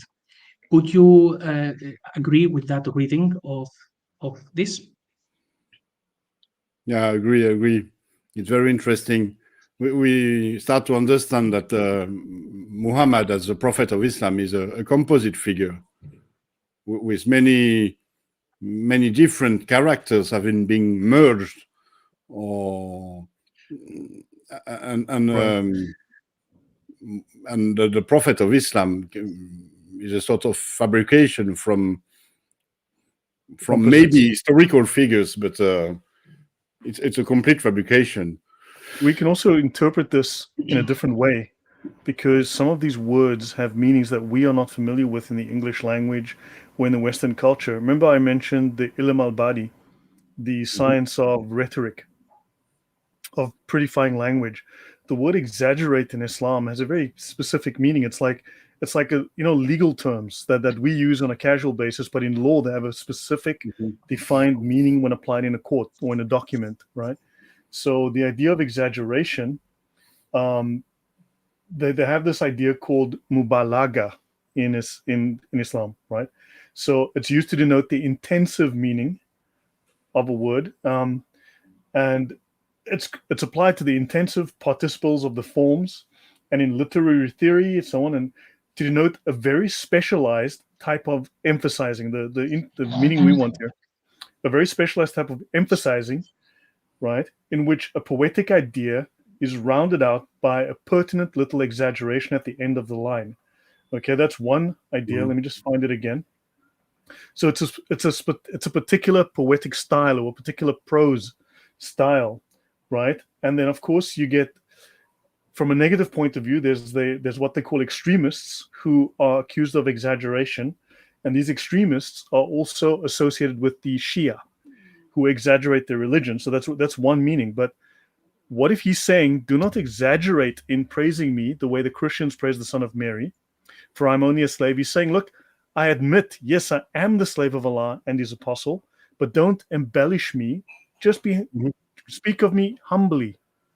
He could well be saying that. He's not denying it. He's just saying, yes, I am, for sure. I am the Muhammad, but just speak about me in humble terms. Praise me, but not too much. Yeah, praise me, but not too much. Exactly. Because this would be very consistent. You can easily make this as the translation here. Yeah, because we don't press me too high. Just give me all of your money, all of your land, all of your women. Yeah. Right. So a few parallels with these two guys that I think would have influenced that is, well, Salman doesn't have any siblings. He doesn't have any parents around in that region. They are both, the stories of both of them are linked to Christian monks in one place, in another place, and all of that. They have links to Syria. Some of the stories are described as pious. They both have obviously the links to prophethood, and the life of Muhammad actually explains that as well in more detail. They're both described as scouts in a number of places, and maybe we'll cover that in a minute. I have to speed run through things I think would really want to get through Salman and Umar, because like this, everything is with a nice, we tie everything up with a nice bow. This guy had one wife, and we have the arc of Muhammad having first one wife, and being very nice and alamin and all of that, and then having all of those wives and sex slaves and stuff. And it's like, well, explanation one, it was not Jibril, it was Satan. Explanation 2, we're talking about two different people giving that story, because you don't just change that much just because you reach 40. They're the same age, by the way, both of them, and they both have no idea about the afterlife. In different hadiths explains that. And Yeshua warning that if this guy was a Zoroastrian to begin with, he prays 5 times. That is actually not in the hadiths, in the Quran. So I think that may be the reason why they're praying 5 times a day when it's not even in their book. And there's another thing about Salman that connects him to Muhammad. In the Islamic literature, he's supposed to be a member of the Ahl al-Bayt, the people of the temple. Bayt is temple, or the household of Muhammad, according to the Islamic narrative. So he is also linked, this Salman al-Farisi, with the temple. I think it refers to the temple in Jerusalem. Actually, I haven't seen that, but that's actually great. The temple during the time of Umar, it was called like that, like Bait something. So the temple or the holy temple, something of the sort. So that would actually link the two of them with that. And there is other things as well in Al-Tabari, which I didn't understand. They call him like a member of the house or something like that, even though he was in theory first a slave and then he becomes one of the companions, which of course I don't think that any of that happened. But that's actually a very good point. And and I think that links him as well to what happened in Jerusalem and him having the knowledge in all of this. Now, during his say warrior days, there are a number of things. He's described as being a scout. This actually happens in quite a few places in Al-Tabari again and again. But then he also leads people. Like at one point, he starts to lead people, particularly into like Iraq and those sort of areas, telling people, join us, pay us, or we kill you, the usual thing. Then at one point he's like crossing a river. This is actually recorded in the book of history. Like he's crossing a river, and people are following him, and things like that. He's described again in there in another section as a scout. He was responsible as well for the call to prayers, but that applies to everyone in Islamic history. So never mind that. He's also described as, according to Al-Tabari, look, one of the most popular figures in Muslim legend. Oh, good. So they call him as part of a legend. So it's no longer history, it's a legend. I love it. And that's what we're trying to unpick. And because of he was an ardent supporter of Ali, he's actually quite important in the Shia traditions as well, in creating the whole thing. But I didn't check the Shia traditions because I really don't care. Now, a couple of other things is the Battle of the Trench, which we've all heard about. Do you guys know who had the idea of doing that trench for the Battle of the Trench? Salman, of course. Yeah, and then you find that kind of interesting. I mean, in the old days, you knew that if you were in a defensive position, the first thing that you do is you entrench yourself. But the idea came from this guy, and one of the battles that has that name, Battle of the Trench. And when you ask the trench, oh yeah, that was Salman, and he's like, yeah, man, like this guy was the prophet. Yeah. Owen Robertson. Yeah, Apologies for the interruption, but I'm not sure how to pronounce the name. Owen Robertson. She says John of Damascus made no mention of warrior kings, caravan robbing, executions, or wives. And Saint Murad removes the sin from the Quran and does not find words for spoil of war, battle of Badr, revelation, or wife. That's a fantastic comment. Thank you. That is amazing. And thank you for the donation. That is very generous. But yeah, that's a very, I mean, someone just joined the dots there. That is incredible. Your thoughts on that, Odon? Yeah, it makes sense. It makes sense. I don't fully agree with everything Murad writes in his translation, because words might have different meanings in Aramaic also, but I fully agree that the Battle of Badr is a complete fabrication. Same as the Battle of the Trench, I think so also. But yeah, it's a very interesting coincidence. And I think it's not a coincidence. It's there's something here. There was another thing that from Saint Murad that he said that he has removed that specific word, and I can't remember now, but I thought, wow, I have to kind of revise absolutely everything because this is going to change like lots of things. From his translation, yes, there are lots of things that really change absolutely everything, and is going to be a game changer.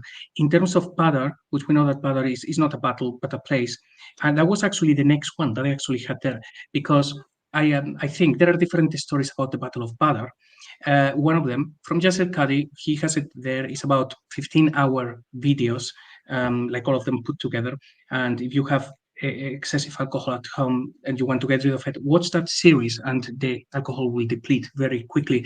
15 hours talking about a battle that should be explained in 2 minutes. But the odd thing is Salman is not in that battle. But before the battle, on the eve of battle, Mohammed, and in here it says one of the companions, I think it's Abu Bakr, they go on a scouting mission, and they actually encounter another guy who says, hey, where are you from? And then, Mohammed gets all of the information from the other guy, he tricks him, and then he runs away. Now, why would you ever, on the eve of battle, if you are the most important person in the whole army, with the second most important, go out to scout? You don't do that. Who was the scout? That was Salman. The guy that asked the question from the other army was like, which side are you from? There are different stories. Like, where do you come from? It's like, if the guy that they saw was Mohammed, he was supposed to be from Mecca. He would speak the same dialect. They would know exactly who he was. The Mohammed that they encountered before that battle would have been the typical scout.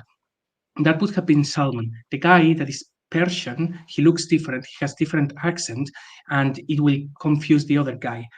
Also, I do have a feeling that the Battle of the Trench and the Battle of Badr is exactly the same battle that happened wherever it is. So we're not talking about two different battles, but just one battle that has been split into two, but because of strategic reasons. The strategy of particularly the Battle of Badr, makes zero sense. But maybe that's something that we can talk about in the future if you guys are interested. But yeah, the typical scout, Battle of Badr, Mohammed is the scout that gets all of that information. So I'm pretty sure it was him. So Umar, he has quite a few things in parallel with the Mohammed who never existed. Well, born in Mecca, died in Yathrib. Now, I can think of another person who was born in Mecca and died in Yathrib. The thing is, nobody cares if that was the case. Even if Umar happened to be, a guy from the Lahmeds or from Merv or a Chinese, those things that don't matter. What matters is that they have carried that information themselves, and they happen to be like from the same cities. But also, Umar is the one that institutes the calendar.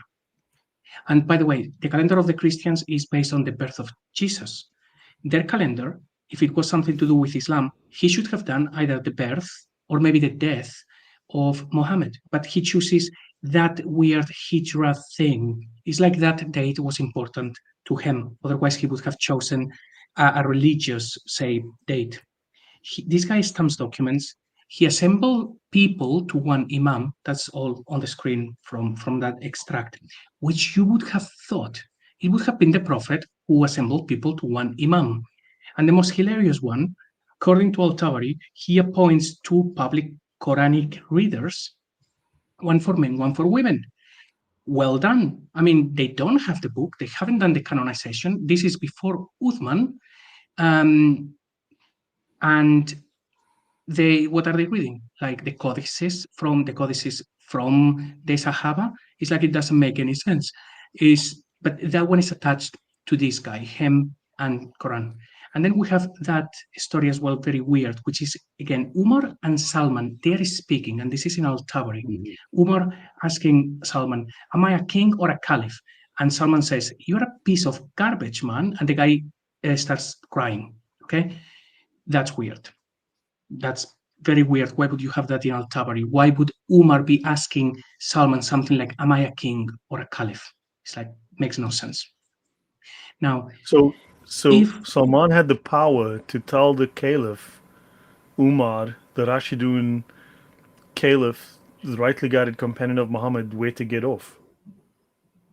He was like what, moral support, like an advisor almost. He was obviously, he had many roles according to their own stories, but it seems like they go to him because he's almost like a wise man or something of the sort, or at least that's what I get Okay, from so an that story. advisor of some type. Right. Yeah, so he was the one with all of the religious stories, so I The suppose that vizier. makes sense. Yeah, the vizier, he was maybe the first one. So if Muhammad and Abu Bakr didn't exist and we don't have any records for them, then everything falls to Umar and people after. According to Al-Tabari, there are many, many accounts of this, but who was the first person to believe in the messenger?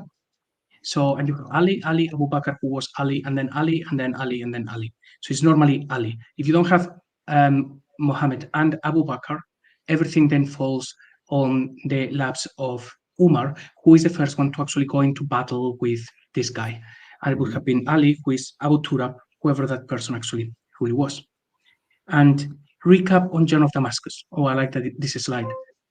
So Muhammad had a friend named Zayd. So he gets it wrong, not adopted son, and he says, God wants you to divorce your wife. God wants me to marry your wife. That's the kind of person you really want around. And then this weird thing, this is from John of Damascus, and it happens straight after. Furthermore, if a brother puts away his wife, let his brother marry her, should he so wish. That is very weird. Well, Umar was married to a Zainab, but that's fine because it was a very common name. He had a brother called Zaid. There is no records that I could find that Zaid was married to Zainab, but we're trying to find parallels between the stories that we know about Muhammad and the stories that we know about Umar. And they're just stories. None of it has to be real, but Muslims would have been telling these stories and they would have diverged into the two different paths. But the interesting thing is this one. Another of his wives, of Umar's wives, was the daughter of Ali. She was still a child. When she was still a child, he asked for her hand in marriage, which was resisted by Ali. Now, we have all heard the story a million times about Muhammad wanting to marry Aisha, Abu Bakr not being very happy with it. She was still a child. I don't know if anybody's getting a weird case of deja vu right now, because I am. And more details on that. So he asked her hand in marriage during his reign, 634 to 644. It's very possible that this guy, and I really think that Umar might have been even the caliph from much earlier, but this is the stories that they've been telling. So we're playing with their stories. 634 to 644 is what they have been telling us. She was still a child. The thing is, if they actually then got married, like 1 year after he became the caliph, according to this, they would have been married for 9 years. Once again, exactly the same as the story of Muhammad and Aisha, the daughter of the would-be caliph. And he would have been 52 years old at the time. The story, I don't know if it was a very common thing at the time, that every single caliph, or let's say every single king, would marry the child daughter of a future king for a period of 9 years before he gets murdered. Maybe it was a common thing. I just find that this is a parallel that created the whole myth of Muhammad, because it is just too many things, and including the being a child. And Any they would thoughts try on to this one? create a template based on a factual precedent. So it helps them because they don't have to invent it out of whole cloth. They can simply use something that's real within their environment, which they can modify. Yeah, it's impossible to create something from scratch unless you actually start talking about dragons or something like that. If you're trying to create a story, you would have to create it from an actual real story. And that is actually assuming that there is no foul play. That I'm actually just assuming that they really heard these stories and they were trying to put them together in good faith, which most likely it wasn't. But even if we assume that there was good faith, the stories came from someplace. And I think this one here is like, come on, like the parallel is just too In the ridiculous. Just hadiths, ignore. Muhammad wants to marry Aisha, and her father, Umar, says he's not happy with that. And here you've got Umar ibn al-Khattab asked for hand in marriage, which was resisted by Kulthum and her father Ali. So you've got a very similar parallel in the hadiths as well. Yeah, it's the whole thing. It's the same story. It has to come from someplace. And I think this one was the original story. And then on the one hand, it goes down as the real story. And on the other one, it evolves into Muhammad. And we're going to see then other things. In this one, well, they're both son-in-laws, but everybody was pretty much inbred in a village, so nobody cares. But then there is this one, which is weird. I said before, in the story of Salman, I was there to his father rather than the whole world. So he, Salman, was there to his father than the whole world. Then we have like a hadith like this of Umar saying to the Prophet, now you are dearer to me than my own self. And it's like, come on, I mean, maybe just literary thing. This argument is naive, but there is that parallel. And the same with this one. We showed the slide with that extract when I said No, but Salman that's in the crossing the Sharia, river. that the prophet has to be dearer to you. That's actually in the Sharia. Muhammad must be dearer to you. You must love Muhammad more than you love your mother, your father, your wife, your sister, your brother, even your own life, even yourself. You have to love Muhammad with your whole heart above anything and everything else in the world. So this And that, hadith. yeah, and doesn't that then when you read that I was dearer to him than the whole world, that almost same words that you have just said about the most important thing happen to be attached to the story of Salman?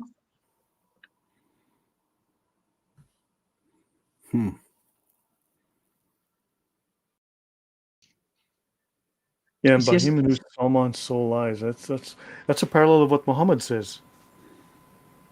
yeah. So in that same hadith, that says the whole this thing that about being more important than anything else. It says the like word for word like the same, but of course it's a translation and artistic license, and maybe it was a very common thing. I just found it odd that by him in whose hands Salman's soul lies, and on the other one is the prophet saying, by him in whose hands my My soul is. It's soul like, is. come on, this is Salman using his favorite sentence, left, right, and center. Hmm.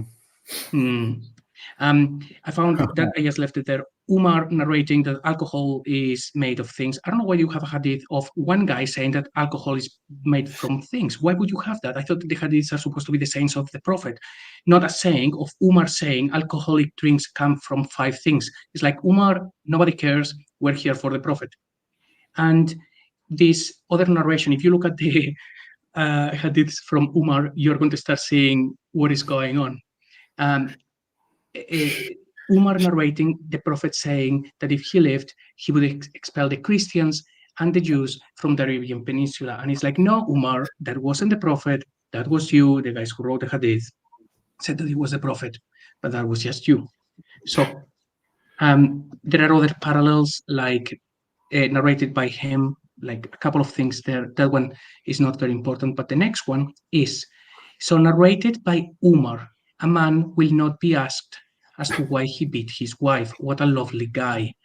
In that Yeah. section that we saw before, the alleged marriage to the little Mhm. girl, Ali didn't want him to marry her because of his reputation for harsh treatment of women.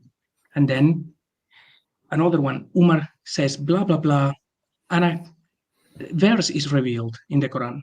And another one, Umar says, blah, blah, blah, and a verse is revealed. That means that Umar was a real prophet. He knew what Allah was going to reveal before Allah revealed it. What a guy. But this is almost like the one that I think simply just nails him, which is, this is the extract just from Prophet ChatGPT, peace be upon him. The hadith mentioning that Allah agreed with Umar in 3 matters, and actually ChatGPT said, actually sometimes it says more, appears in several collections. So let's have a look. Hijab. The reason why women wear hijab this day is because Umar opened his mouth And then a verse was revealed. That's a bit of a coincidence. Captives of Badr. The prophet wanted to be lenient with the captives, and Umar wanted to kill them. So he opened his mouth, and then Allah reveals, kill them all. So the reason why in Muslim countries they do lots of executions, it also comes to the words of Umar. Very importantly, he's the one that said, hey, maybe we should pray in one direction instead of creating a church or something of the sort that And has they even no call it the direction. Pact of Umar for the Demisian jizya. Pardon? They even call it the Pact of Umar to describe the whole contract with Demisian jizya. It seems like he just and you know what, I never hear people talking about Umar, and now that I'm doing a lot of research into him, it's like this guy did everything. Like he was about everything, he was everywhere. But so this final thing, the direction of prayer, to this day they are praying in one direction.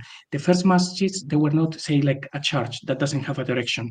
It was commanded that they would pray in one direction, that of course now they get it wrong because it was Petra, but the idea of praying in one direction, it was him, he says that, and then as if by magic it appears in the Quran.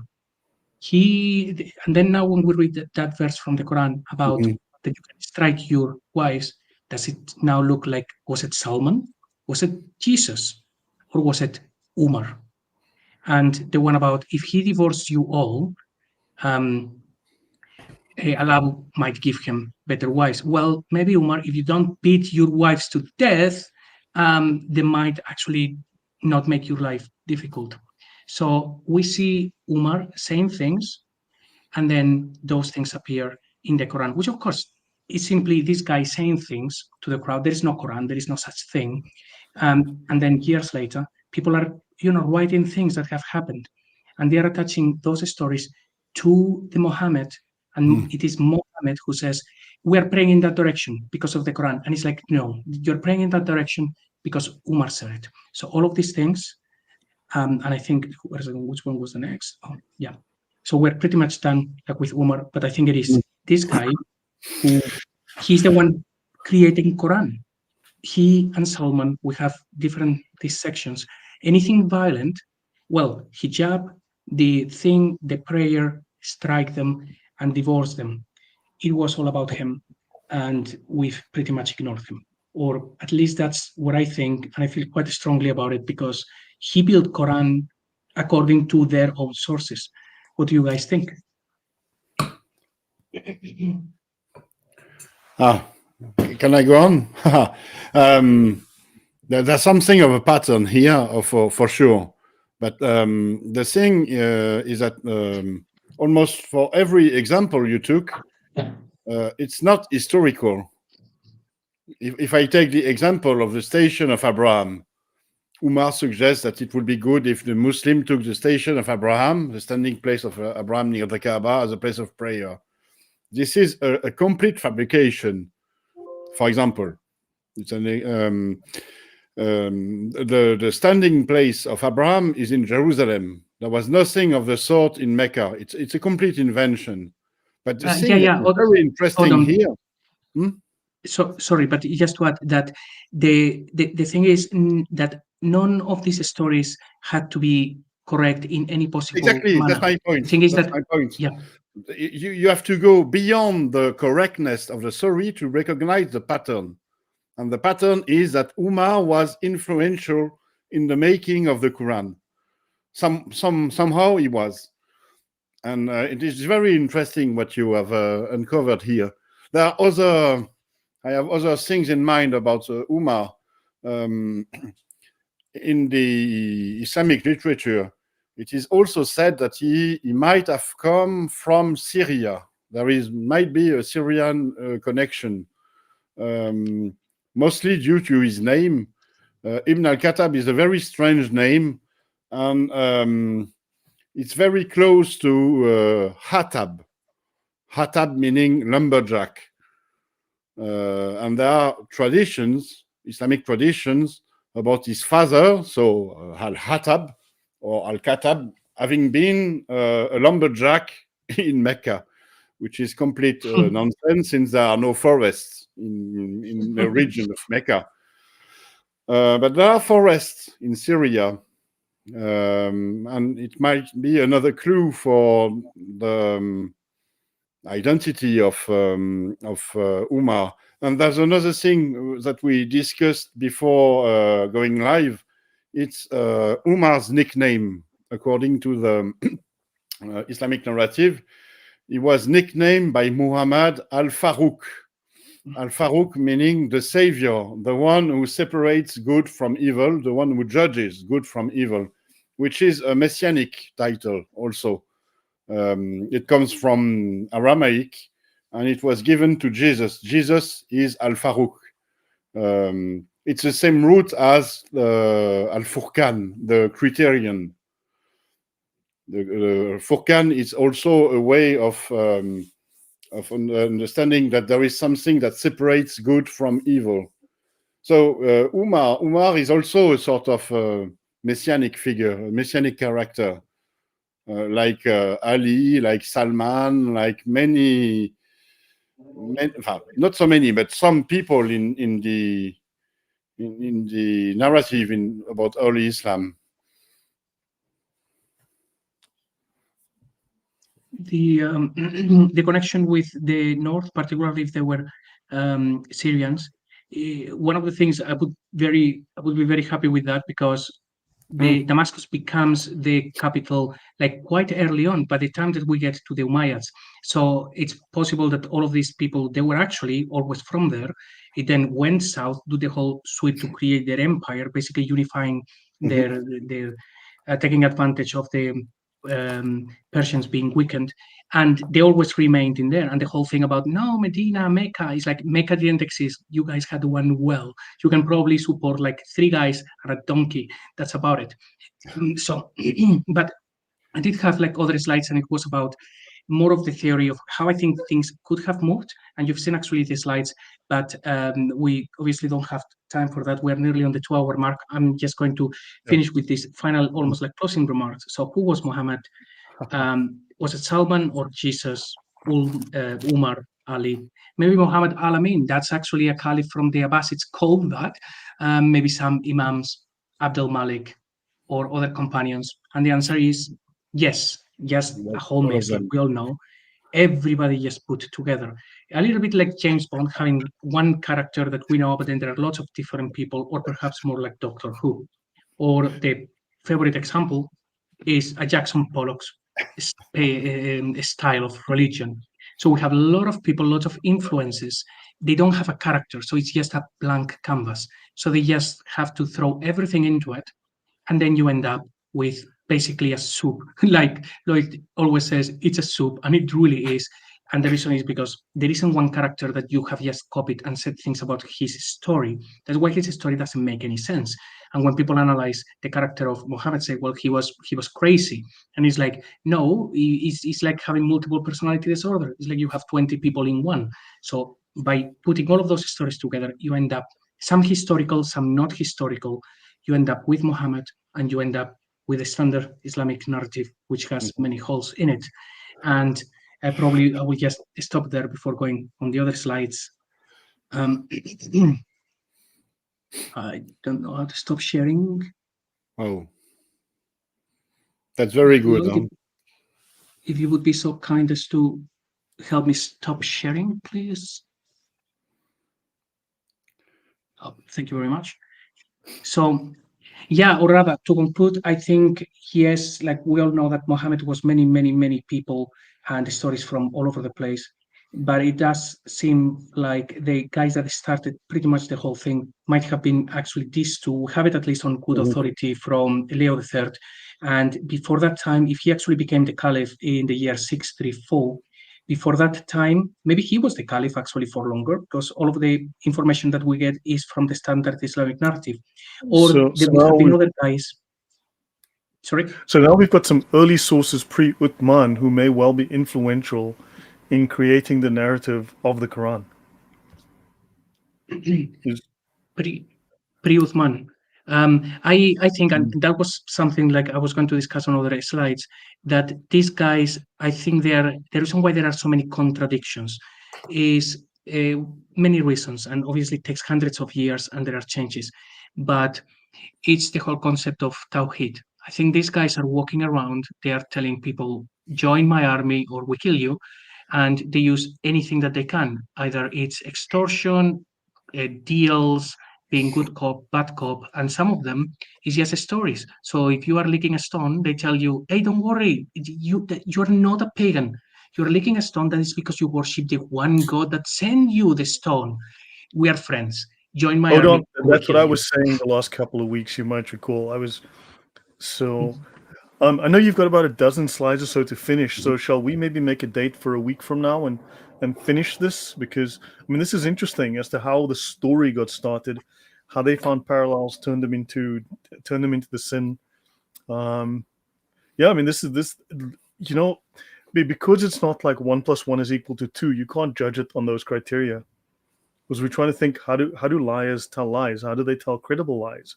How do they construct a narrative that's based on things you know, but with a little bit of new? We know they exaggerate. We know that they embellish. We know that they're basing it on stuff you already know. You know, they're trying to be original without being overly plagiaristic. You know, and so yeah, we can see. I mean, these character parallels, these historical parallels. It's there's too many of them to be coincidental, I think. Mm-hmm. Mm-hmm. And there are many other coincidences that JC did not address. We did not talk about Ali, for example. Ali's figure is also very messianic, very Muhammad-like, and you put him among the different people that were merged to form the Prophet of Islam. But in the Shia Muslim tradition, he is said to have claimed to be Jesus himself. Wow. To have been the second coming of Jesus. Jesus as his second coming. So he would have descended from the heavens. So you see also a parallel with Isra and Miraj. Is someone who visited the heavens, who came back from the heavens, pretending to be Jesus, pretending to be what's the word, the parousia, Parousia. parousia. And it's within the Shia tradition, which is very little known in the West. But luckily, here in France, we have a very interesting scholar, Mohammed Ali Amir Moedzi, who is from Iranian extraction. And he wrote many things about the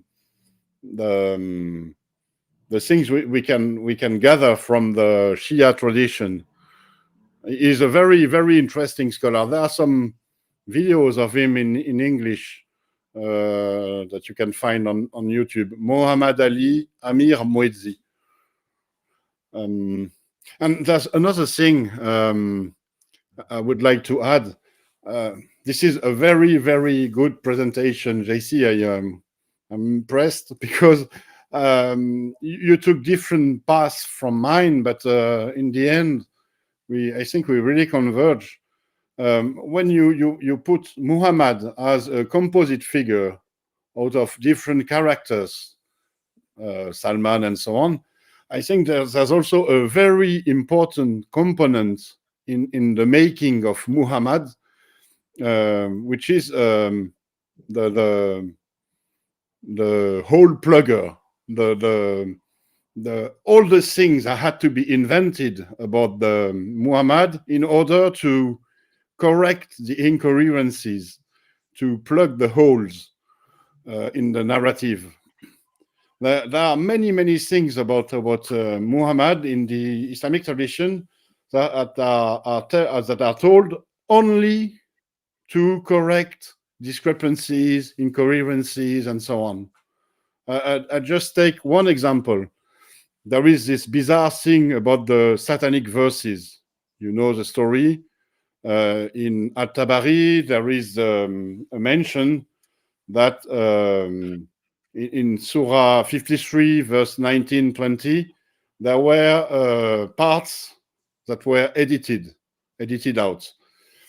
And those parts were about Muhammad urging his audience to praise polytheistic divinities. And thereafter, I think it happened afterwards, we have many hadiths where Muhammad prohibits his audience from worshipping these very same deities, Al-Lat, Al-Manat, Al-Uzza. And these hadiths were invented to plug the hole, to plug the plot hole, to correct the incoherences. And this is a very big part, I think, in the making of Muhammad. There are historical influences, and there is the constraints of the fabrication of the narrative.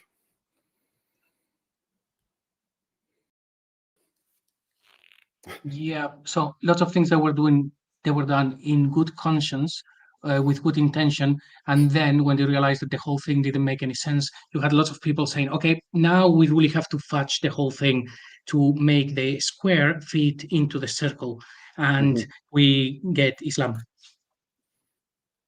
That's the thing. Right. That's the thing. Yeah. So the last few slides, the last 10 or so slides, shall we tackle that at a later date? We'll plan for that. I'm up for JC? it. Yeah, for me, certainly. I will just try to put them in a different order so that we can pick it up in an easy way. And it will be more about how I think the moves happen with these people. But yes, whenever you guys are free, let me know, and then we can make it happen. And thank you both very much for being so kind, especially for not destroying me through the presentation and actually being very supportive and kind with your words. Supposed to say, no, that's a no, that's a no, that's a no. So thank you very much for being so Yeah, patient. no, and praise me, understanding. but not too much. Yeah. Do not exaggerate in your praising. Do not exaggerate in your praise. Be praiseful, but not exaggerating. Yes, exactly. All I mean, I think hand that's to what he's Allah. saying. So in which case he is Muhammad. If we interpret it that way, and there's every reason why it can be, then he is Muhammad. Indeed. Yeah. So guys, thank you all very much. Then thanks for this. Yeah, we've hit the 2-hour mark, and yeah, I obviously try not to go too long. I mean, I know many channels do 4, 5, 6, 7, 8 hours. I know. I'm not sure. Adam Seeker contacted me yesterday, asked me to do some research for him on the word hunafa, and I sent him a whole bunch of references and stuff. And yeah, so he goes on several hours with streams. So who knows? He actually asked me to do a stream with him one time recently, and except it was like 3 o'clock in the morning, and I'm like, I'd love to, but it's not really a suitable time. So let's hope we can arrange a different time. So guys, thanks all. Thank you for that, JC. That was very interesting. Definitely Thanks, strong JC. food for thought. Odon said it was impressive. Odon has not said that about anything I've done. So Ouch. I'm feeling very hurt that I wasn't getting any praise at all. That's No, I'm gonna have to work. You want some praising? You're so I have to up humble. my game. Right? What's that? You are so humble. Yeah, I am, and it's to my detriment. I know, but okay. Well, anyway, so guys, thanks all very much, and to the audience for the 130 of you at least, I think that we hear that's really great, and we shall see you all soon. Yeah, we'll come back to this topic, and please leave your thoughts in the comments. Let us know what you think of this, and of course, please share it far and wide. And thank you for all the donations, always much appreciated. Thanks, guys. Good night. Thank you.